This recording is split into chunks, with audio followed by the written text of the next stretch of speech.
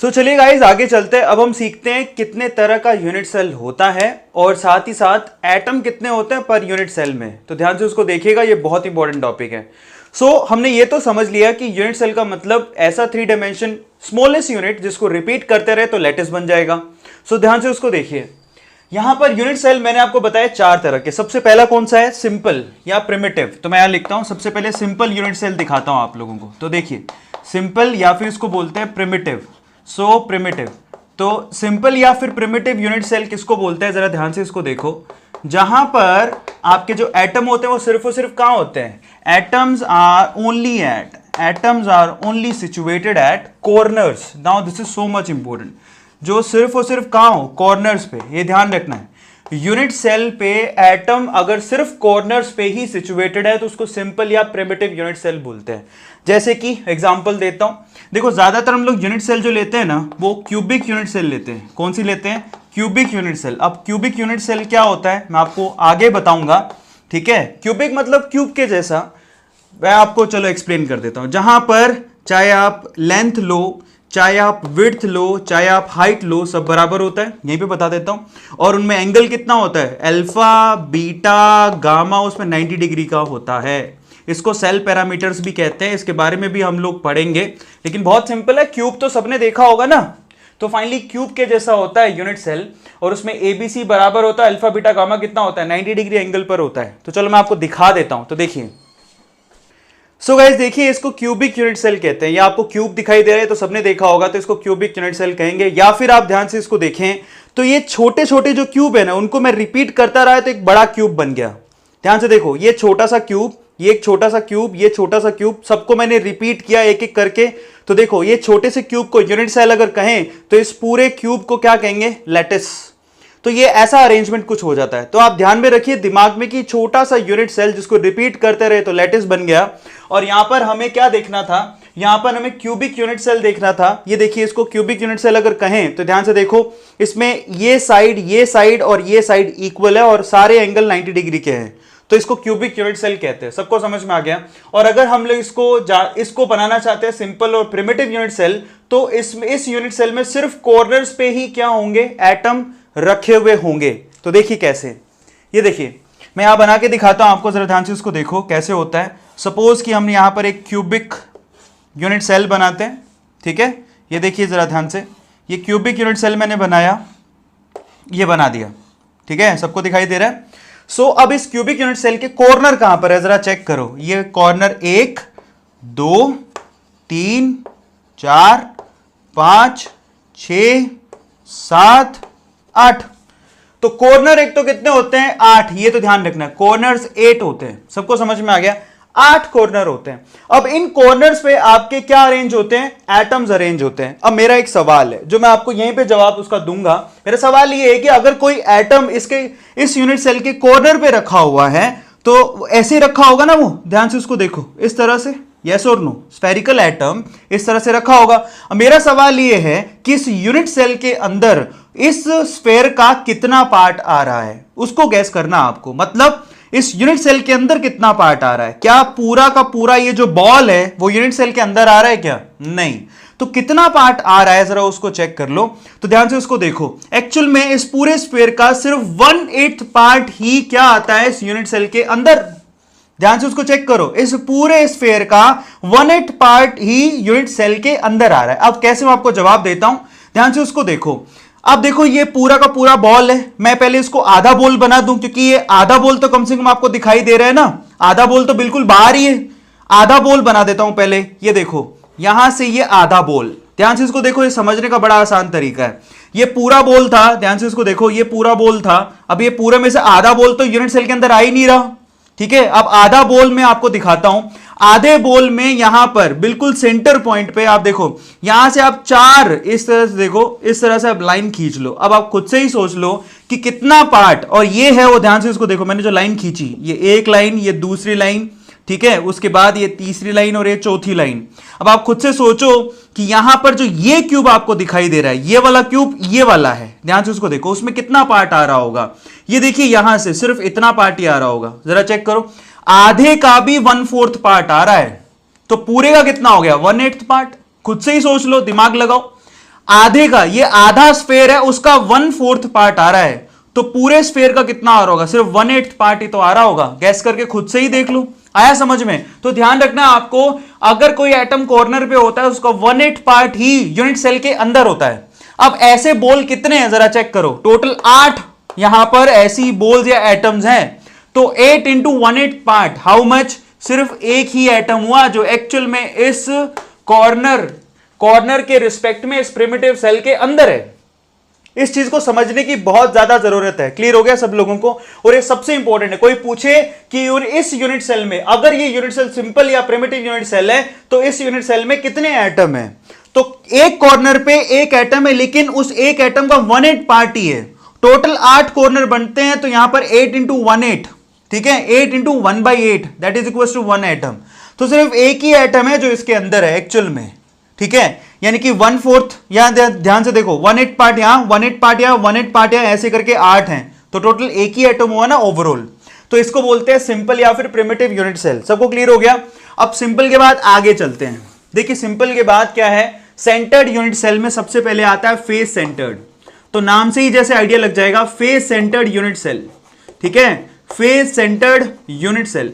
तो face centred unit में cell में क्या होता है, यहां पर जो आपके कंस्टिट्यूएंट एटम्स होते हैं बेसिकली वो कहां कहां होते हैं? वो कॉर्नर पे तो होते ही हैं, कॉर्नर्स पे तो होते ही हैं, वो ये जो क्यूब है उनके फेसेस में भी होते हैं, फेसेस के सेंटर पे होते हैं। जरा मैं उसको डायग्रामेटिकली रिप्रेजेंट करता हूं, ठीक है।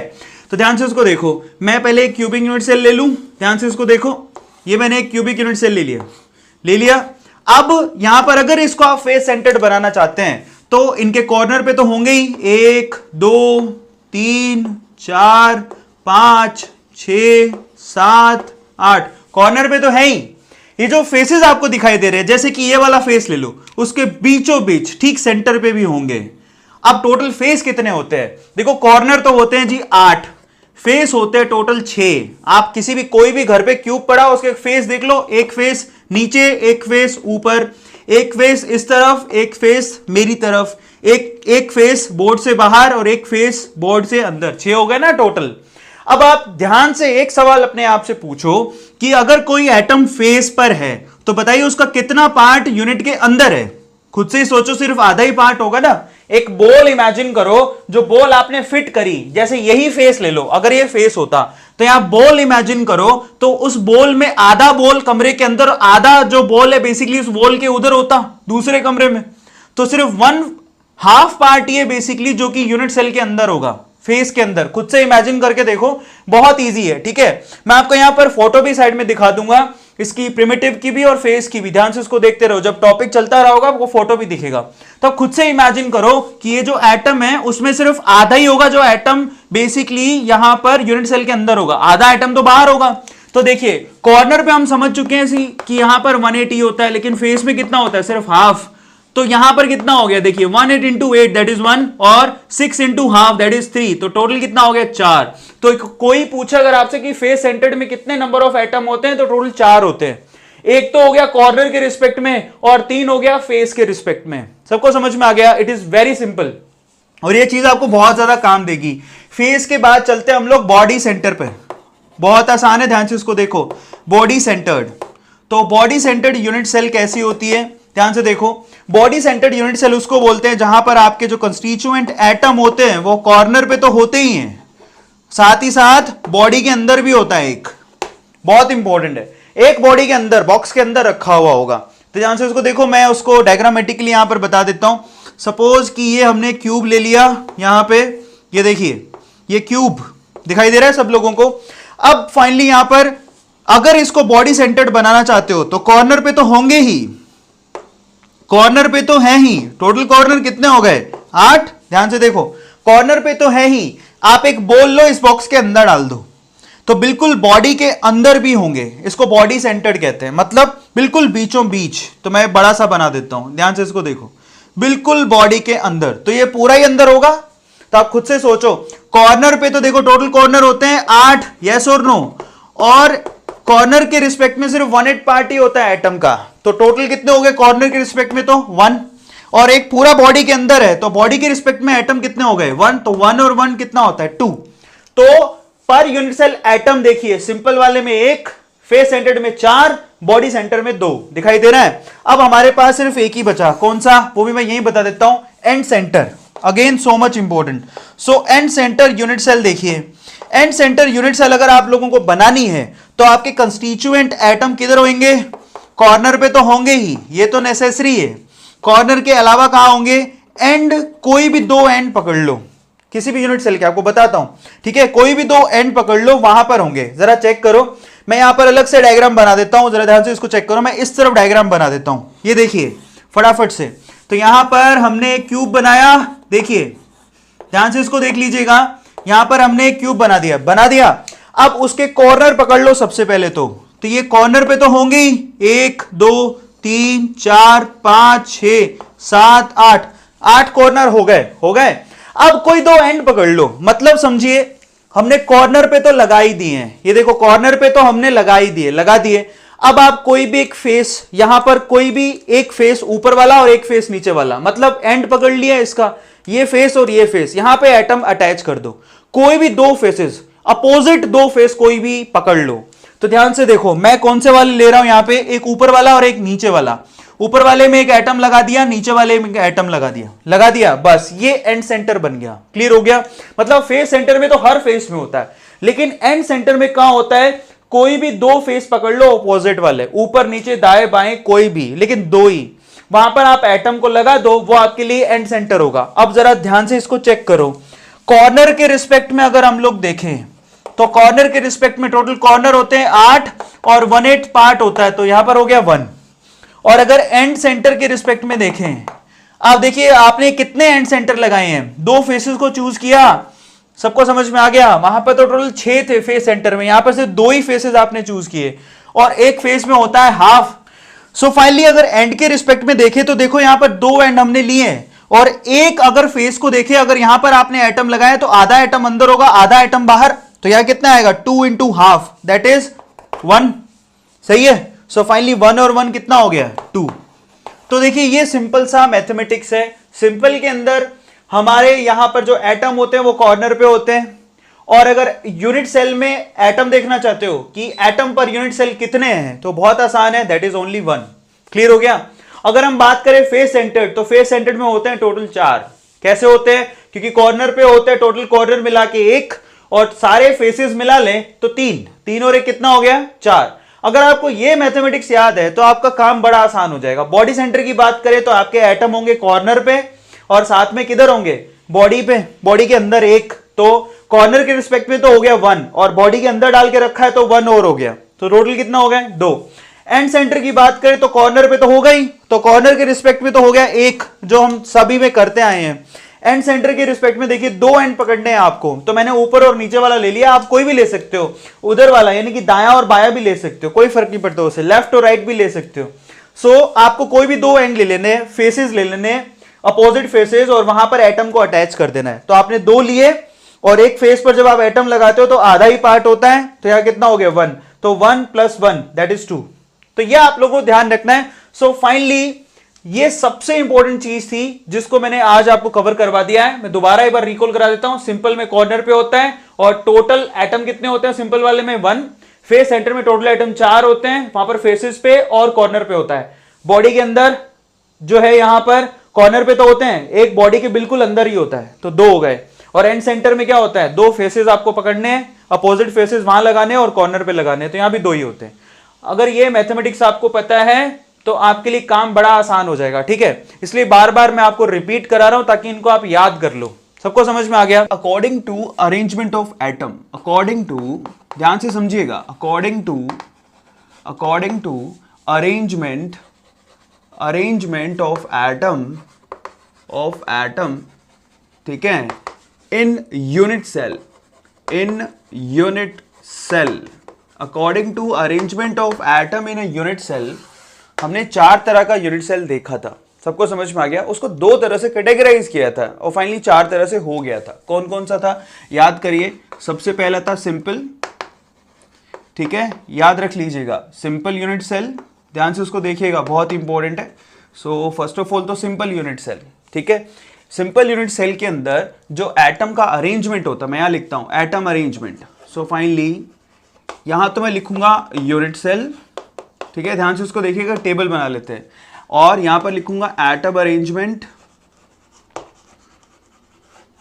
ठीक है। सो एक छोटा सा टेबल बना लेते हैं, बहुत इंपॉर्टेंट है। और उसके बाद यहां लिखेंगे एटम पर यूनिट सेल, ध्यान से देखिएगा, एटम पर यूनिट सेल। और एक्चुअल में गाइस इसको हम लोग रैंक ऑफ यूनिट सेल भी कहते हैं। क्या कहते हैं? रैंक ऑफ यूनिट सेल भी कहते हैं, बहुत इंपॉर्टेंट है, रैंक ऑफ यूनिट सेल भी कहते हैं। सबको क्लियर हो गया? So that is also called rank of unit cell. Clear है? सो ये हमें चीजें निकालनी है, तो चलो हम लोग कैलकुलेट करते हैं रैंक ऑफ यूनिट सेल। ध्यान से देखिए, दोबारा बोल देता हूं। सबसे पहले तो मैं यूनिट सेल लिखूंगा। सबसे पहली यूनिट सेल कौन सी है? Simple unit cell. उसमें एटम की अरेंजमेंट किधर किधर होती है वो लिखेंगे, और एक यूनिट सेल में एटम कितने होते हैं वो मैं यहां लिखूंगा, जिसको हम लोग रैंक ऑफ यूनिट सेल भी कहते हैं। सबको समझ में आ गया? और ये बहुत इंपॉर्टेंट है, कई बार पूछते हैं what is the rank of primitive unit cell, what is the rank of simple unit cell, एक ही बात है। सो वो मैं यहां लिखूंगा। क्लियर हो गया सब लोगों को? तो ध्यान से इसको देखिए और इस टेबल को कंप्लीट करते हैं, क्योंकि ये टेबल बहुत ही ज्यादा काम देगी आपको। चलिए, सबसे पहले तो सिंपल यूनिट सेल को हम लोग और किस नाम से जानते हैं? प्रिमिटिव यूनिट सेल, ठीक है, प्रिमिटिव यूनिट सेल इसको हम इस नाम से भी जानते हैं। यहां पर एटम की अरेंजमेंट कहां कहां होती है? Only at corner, only at corners, only at corners. बहुत इंपॉर्टेंट है, ध्यान से उसको देखिएगा, सिर्फ और सिर्फ कॉर्नर्स पे होती है, ये हमें पता है। और अब आप देखिए यहां पर टोटल कॉर्नर कितने होते हैं? 8, और एक कॉर्नर का कंट्रीब्यूशन कितना होता है? 1/8। टोटल कॉर्नर होते हैं 8, एक कॉर्नर का कंट्रीब्यूशन होता है 1/8, और ओनली 8 कॉर्नर है, तो रैंक ऑफ यूनिट सेल कितना हो गया? That is only 1। क्लियर हो गया सब लोगों को? रैंक ऑफ यूनिट सेल हो गया 1। इस टेबल को कंप्लीट कर रहे हैं हम लोग, बहुत इंपॉर्टेंट है, और इस टेबल के ऊपर क्वेश्चन आ जाते हैं। सो फर्स्ट ऑफ ऑल तो प्रिमिटिव हो गया, ठीक है। अच्छा, प्रिमिटिव के बाद आगे चलते हैं। प्रिमिटिव के बाद कौन सी देखी थी? सेंटर्ड वाले थे 3। सबसे पहले फेस सेंटर्ड ले लेते हैं। चलिए, फेस सेंटर्ड यूनिट सेल, ठीक है, फेस सेंटर्ड यूनिट सेल। चलिए, फेस सेंटर्ड यूनिट सेल के अंदर आपके एटम किधर किधर होते हैं? सबसे पहले तो कहां होते हैं? कॉर्नर्स पे, ठीक है। कॉर्नर्स टोटल कितने होते हैं? 8, उसका कंट्रीब्यूशन कितना होता है? 1/8, ठीक है। उसके अलावा कहां होते हैं? 6 के 6 फेसेस पे, तो यहां पे लिख देता हूं फेसेस। टोटल फेसेस कितने होते हैं? 6, कंट्रीब्यूशन कितना होता है? 1/2। तो टोटल करोगे यहां कितना है? 1 कंट्रीब्यूशन, यहां कितना है? 3, तो टोटल कितना हो गया? रैंक 4। बहुत इंपॉर्टेंट है, जरा ध्यान से उसको देखिए। सो फाइनली यहां पर यूनिट के अंदर कितने एटम है, जिसको हम लोग रैंक ऑफ यूनिट सेल कहते हैं, तो यहां पर फेस सेंटर में कितने हो गए? 4। कैसे आए? मैंने इस तरफ लिख दिए हैं। नेक्स्ट आगे चलते हैं। देखिए, उसके बाद फेस सेंटर्ड के बाद किसका नंबर था? तीसरे नंबर को ले लेते हैं, बॉडी सेंटर्ड। क्या था? Body centred. चलिए, बॉडी सेंटर्ड यूनिट सेल की बात कर लेते हैं। So body centred unit cell की बात करें तो बॉडी सेंटर्ड यूनिट सेल में एटम कहां कहां होते हैं? एक तो कॉर्नर पे होते हैं, कॉर्नर टोटल कितने होते हैं? 8, एक कॉर्नर का कंट्रीब्यूशन 1/8, दैट इज 1। क्लियर हो गया? इसके साथ साथ एक बॉडी के अंदर होता है, इन बॉडी, ठीक है, मैं यहां लिख देता हूं in body. So in body 1 और कंट्रीब्यूशन 1, दैट इज 1। टोटल कितना हो गया? 2। तो इसका रैंक ऑफ यूनिट सेल कितना हो गया? 2। ये हम पढ़े हैं, सबको समझ में आ गया? तो मैं आपसे चाहता हूं कि इसको एक एक करके क्या करो, अपनी कॉपी के अंदर राइट डाउन, इसको लिख लो फटाफट से, क्योंकि इस पे क्वेश्चन आते हैं, क्योंकि इसमें एक और चीज मैं ऐड करने वाला हूं। So it is new. Next क्या हमारे पास? तीसरे के बाद अब चलते हैं चौथे पे, ध्यान से उसको देखिएगा। Now look at it. Fourth पर चलते हैं, ठीक है, और वो कौन सा है? And centre. तो मैं यहां लिखता हूं तीसरे के बाद जो चौथा है that is end centre, end centred unit cell, ठीक है, end centred unit cell. So end centre unit cell में कहां कहां होते हैं? एक तो कॉर्नर पे, सबको समझ में आया? कॉर्नर का कंट्रीब्यूशन, टोटल कॉर्नर होते हैं 8, कॉर्नर का कंट्रीब्यूशन होता है 1/8, तो टोटल कितना हो गया? 1। उसके अलावा कहां होते हैं? Any of 2 faces, any of opposite 2 faces, opposite 2 faces. आया सबको समझ में? और अगर इसके अकॉर्डिंग काउंट करें तो 2 अपोजिट फेसेस आपने लिए तो हो गया 2। कंट्रीब्यूशन कितना होता है? 1/2, तो टोटल कितना हो गया? 1। तो यहां पर कितना आया? रैंक 2। ये हम पढ़ चुके हैं, सबको समझ में आ गया। अब ना इसके अलावा एक एक्स्ट्रा स्पेशल यूनिट सेल और होता है जिसके बारे में क्वेश्चन बहुत बार पूछा जाता है, वो मैं यहीं ऐड करवा रहा हूं, ठीक है, और उसके बारे में हम लोग पढ़ेंगे। सो मैं एक बार दोबारा बता देता हूं। देखिए सिंपल वाले का कंट्रीब्यूशन मैंने यहां पर अरेंजमेंट बता दिया और कंट्रीब्यूशन बता दिया, ठीक है। सो फाइनली यहां पर रैंक जो होती है यूनिट सेल की कितनी होती है 1 फॉर प्रिमिटिव और सिंपल। फेस सेंटर्ड के लिए रैंक कितना होता है 4। एटम कहां कहां होते हैं वो भी आपको ध्यान रखने पड़ेंगे। इसके अलावा बॉडी सेंटर के अंदर रैंक कितना होता है 2, और एटम कहां कहां होते हैं वो आपको ध्यान रखने हैं, यहां लिखे हैं। इसके अलावा एंड सेंटर के अंदर एटम किधर होते हैं और रैंक क्या होती है मैंने यहां लिख दी है। इसके अलावा एक और स्पेशल आपके पास यूनिट सेल है, 5th में कह देता हूं उसको हेक्सागोनल, ठीक है। सो हेक्सागोनल, तो एक्चुअल में हम लोगों को हेक्सागोनल के बारे में पढ़ना है। क्लियर हो गया। हेक्सागोनल में मैं आपको पहले तो क्लियर करता हूं कि एटम कहां कहां होते हैं। सबसे पहले तो हेक्सागोनल में एटम होते हैं कॉर्नर पे, ठीक है। अभी कॉर्नर का कंट्रीब्यूशन कितना है इस पे क्वेश्चन मार्क लगा रहा हूं, आप मत लगाइएगा क्योंकि मैं आपको बना के दिखाऊंगा, उसके बाद आपको खुद से लिख लेना है ये, ठीक है। सो ध्यान से इसको देखिएगा, तो कॉर्नर पे होते हैं, दूसरे बॉडी के अंदर होते हैं, ठीक है। अब बॉडी के अंदर कितने होते हैं वो मैं आपको भी बना के दिखाऊंगा, उसके बाद आपको ये फिल कर लेना है, ठीक है, क्योंकि मैं तो इसको रब करूंगा, आपके पास कॉपी के अंदर लिखे हुए हैं तो इसको फिल कर लेना है। कॉर्नर हो गया, बॉडी हो गया, और उसके अलावा फेस, तो फेसेस का कंट्रीब्यूशन कितना होता है वो भी चेक करना आप लोगों को। सबको समझ में आ गया। सो ओवरऑल सबको टोटल करेंगे, टोटल करने के बाद मैं उसको उस तरफ लिखूंगा, और वो भी आप लोगों को लिख लें कि यहां पर rank of unit hexagonal unit cell का रैंक कितना होता है वो भी आपको वहां पे लिखना है। तो जब मैं इसको बना के दिखाऊंगा स्ट्रक्चर को तब आपको समझ में आएगा, ठीक है। तो मैं यहां पर क्वेश्चन मार्क लगा रहा हूं, और जैसे ही मैं आप समझाऊंगा तो आपको ये जो यहां पर क्वेश्चन मार्क लिखे हैं उनको आपको क्या कर लेना है, फिल कर लेना है। सबको समझ में आ गया। तो चलिए अब हम समझेंगे हेक्सागोनल यूनिट सेल के बारे में, जो कि एक स्पेशल यूनिट सेल है जिसके ऊपर क्वेश्चन पूछ ले आते हैं। तो फटाफट इसको लिख लीजिए, फटाफट से इसका स्क्रीनशॉट ले लीजिए, उसके बाद हम लोग आगे चलते हैं। सो चलिए फटाफट से ले लीजिए।